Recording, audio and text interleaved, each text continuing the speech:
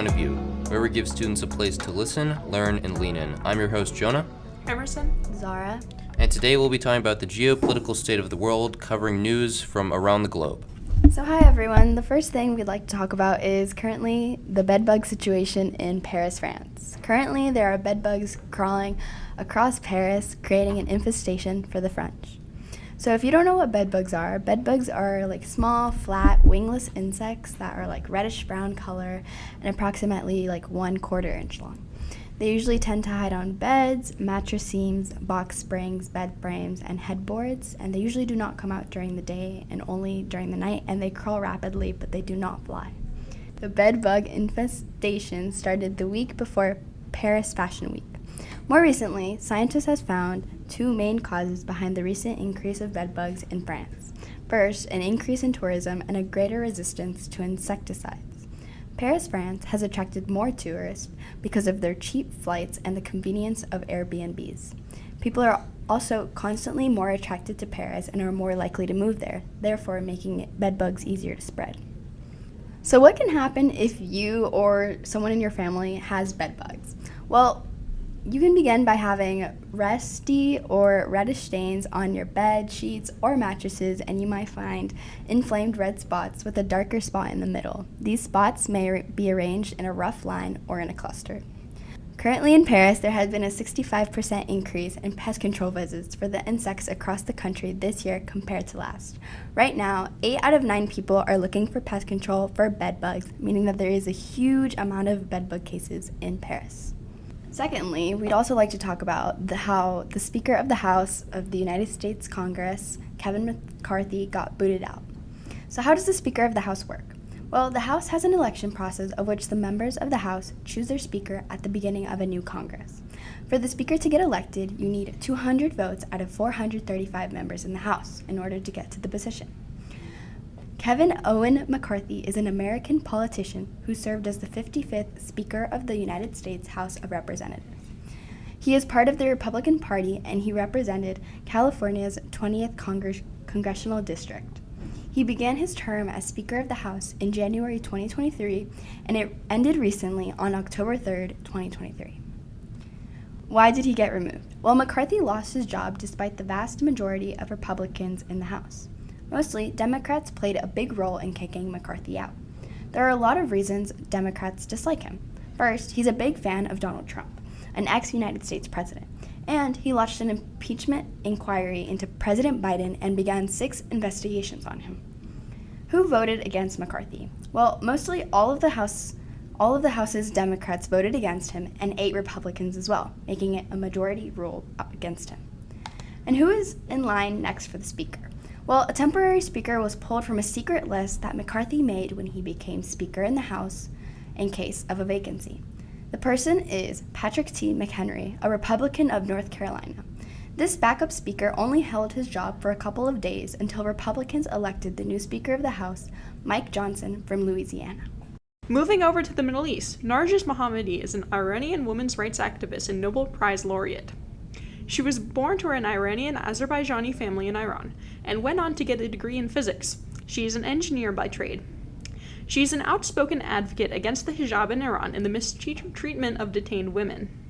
Mohammadi has been incarcerated several times throughout her career as an activist. She was first arrested in 1998 for her criticisms of the Iranian government, spending a year in prison. Later, in 2010, she was rearrested, and in 2011 she was prosecuted for acting against the national security of Iran, propaganda against the regime, and membership in the Defender of Human Rights Center.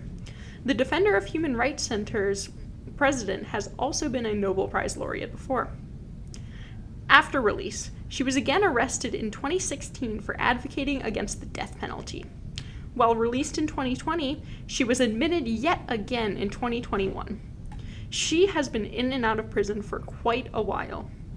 To quote the Norwegian Nobel Committee, Mohammadi received the Nobel Peace Prize for her fight against the oppression of women in Iran and her fight to promote human rights and freedom for all. Taking it over to Taiwan, Taiwan elects its own leaders. Taiwan, also known as the Republic of China, is an island country in the Pacific Ocean right off the border of China. also known as the People's Republic of China. Whilst Taiwan has been an independent government since 1949, the People's Republic of China used to govern them and has been looking to reclaim the land. Taiwan is electing its own leaders in a 2024 election to come. The People's Republic of China's agency responsible for its affairs said that Taiwan must choose peace or war, prosperity or decline. More on that election to come. So moving on to a current conflict that has been raging for a long time, but a sudden escalation occurred just recently, the Israeli-Palestinian conflict. Israeli-Palestinian conflict is a complex and long-standing dispute over territory, identity, and sovereignty in the Middle East. It primarily revolves around the land historically known as Palestine, which both Israelis and Palestinians claim as their homeland. The roots of this conflict can be traced back to the late 19th and early 20th centuries, when nationalist movements in Europe inspired a similar sense of identity among Jewish and Arab populations in Palestine, then under Ottoman rule. After World War I, the League of Nations granted Britain a mandate over Palestine. During this period, Jewish immigration to Palestine increased significantly due to the Zionist movement, aiming to establish a Jewish homeland. Tensions escalated in the mid-20th century with the end of British rule and the United Nations Partition Plan in 1947, which proposed dividing Palestine into separate Jewish and Arab states, with Jerusalem as an international city. The Arab states rejected this plan, leading to the First Arab-Israeli War in 1948. Israel declared its independence, and neighboring Arab states intervened, leading to a series of conflicts and territorial changes. Over the following decades, the conflict deepened, with several major wars, territorial disputes, and refugee crises. The Six-Day War in 1967 resulted in Israel occupying the West Bank, Gaza Strip, East Jerusalem, and the Golan Heights. These territories are at the heart of the ongoing conflict, with Israel building settlements in the West Bank, a move considered illegal under international law, leading to further tension. Efforts to broker peace, including the Oslo Accords in the 1990s, aimed to establish a two-state solution, with Israel and Palestine living side by side in peace. However, negotiations have often stalled due to issues such as borders, refugees, and the status of Jerusalem.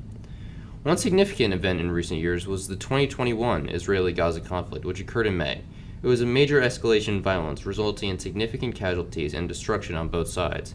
The conflict primarily involved Israeli airstrikes on the Gaza Strip, controlled by the Palestinian militant group Hamas, and rocket attacks by Hamas and other Palestinian armed groups into Israel.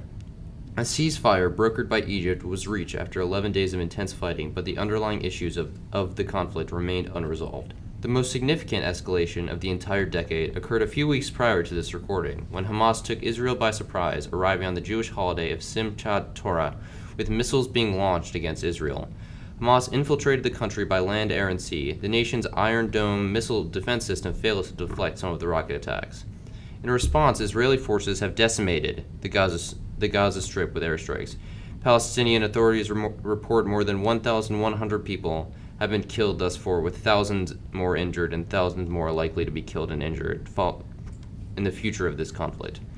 The Israeli Defense Force has stationed troops along the Gaza border, signaling preparations for a possible ground offensive. Israel has ordered over 1 million Gazans to evacuate their homes. Many countries throughout the world have condemned these attacks against Palestine, but the United States has been one of the few nations standing with Israel during this time of war. The future of the Israeli-Palestinian conflict is uncertain, but conflicts will likely continue for many more decades. Moving on to a more recent conflict that escalated about 2 years ago, the Ukraine and Russia conflict, which started in 2014. Primarily revolves around the annexation of Crimea by Russia and the ongoing military conflict in eastern Ukraine, particularly in the Donetsk and Luhansk regions. Despite several attempts at ceasefires and peace agreements, sporadic fighting has persisted along the front lines. In eastern Ukraine, Ukrainian armed forces and pro-Russian separatists have been engaged in a series of clashes. These confrontations have resulted in casualties and significant displacement of civilians. Efforts to fully implement the Minsk agreements, which outline a framework for a political resolution, have faced challenges, with both sides accusing each other of violations. The conflict has strained diplomatic relations between Russia and Western countries, leading to sanctions and increased military presence in Eastern Europe by NATO forces. International mediators, including the Organization for Security and Cooperation in Europe, continue to be involved in peace talks, but achieving a comprehensive resolution remains a challenge. A significant escalation of this conflict occurred when Russia forcefully invaded Ukraine in late February of 2022. Vladimir Putin began the war by claiming Russia's neighbor needed to be, quote, demilitarized and denazified, end quote, a baseless pretext on which to launch a land grab against an independent state that happens to have a Jewish president, Volodymyr Zelensky. Ukraine has fought back courageously against Putin's warped bid to restore territory lost to Moscow with the collapse of the Soviet Union, and has continued to defy the odds by defending itself against Russian onslaughts with the help of Western military aid. The prospect of the war finally spilling out over Ukraine's borders and engulfing the rest of Europe can also not be dismissed, although NATO remains hugely reluctant to take up arms against Russia and will do everything in its power to avert that nightmare scenario. Russia's invasion into Ukraine has been raging for more than a year and a half now, as the conflict continues to record devastating casualties and enforce the mass displacement of millions of blameless Ukrainians. This concludes this episode of Point of View. Thank you so much for listening. For a transcript of this episode, head to the Point of View tab on our website, nhsmessenger.org, and follow us on Instagram, Twitter, and Facebook at NHS Point of View for updates and new episodes. I'm your host, Jonah. Emerson. Zara. And this has been Point of View.